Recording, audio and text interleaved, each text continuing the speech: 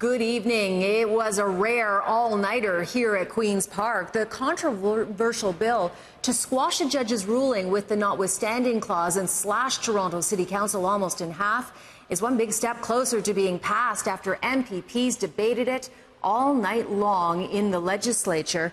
Amid concerns, Toronto's election on October 22nd is in jeopardy.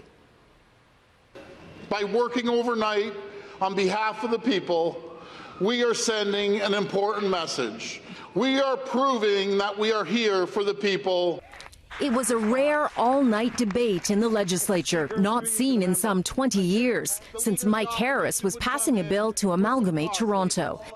The Premier insists the all-nighter was necessary. It's about building housing. We're in a housing crisis here. It's about transit that takes an hour and a half from the suburbs to get downtown to your job, 3 hours a day. It's about building proper infrastructure that the city needs and the GTA needs. This is the economic engine of Ontario, and we have to get it moving. But in reality, the government had to move fast after the city clerk warned last week holding a fair election on October 22nd is virtually impossible amidst all the uncertainty. Inside, it was quiet in the wee hours of the night,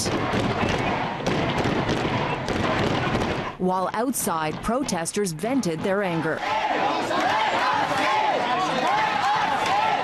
But that didn't stop the mandatory 6.5 hours of debate required to pass the bill that will shrink council from 47 wards to 25. Bill 31 is expected to pass in the legislature this Thursday after second and third readings. So how is this going to play out in the next few days? Well, tomorrow, a panel of 3 judges will hear the government's request for a stay of the ruling last week that found that it was a violation of the Charter of Rights. Well, if the government gets a stay, the election will go ahead with 25 wards. But here's the interesting part.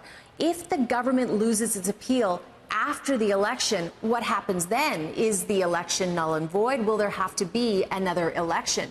Nobody can seem to answer that question here at Queen's Park because we're in uncharted territory and nobody knows.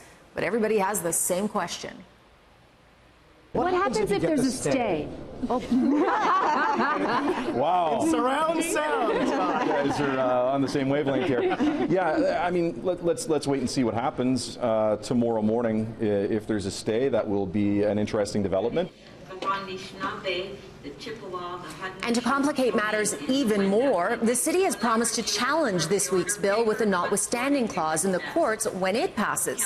That means there will be 2 separate challenges to both government bills that are trying to downsize council. Entirely in a flux of chaos. I think that's what is before us right now. It's going to take some time to unravel and make sense of it, especially since you've got 2 different judicial programs going side by side concurrently.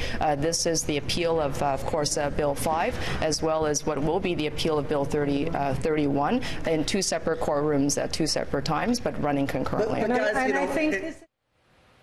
Now, after Bill 31 passes, candidates who haven't registered yet for the 25-ward race will have 48 hours to do so. And despite the city clerk's concerns that the election on October 22nd is in jeopardy because of the tight timelines, the province here is insisting it will be able to go ahead as planned.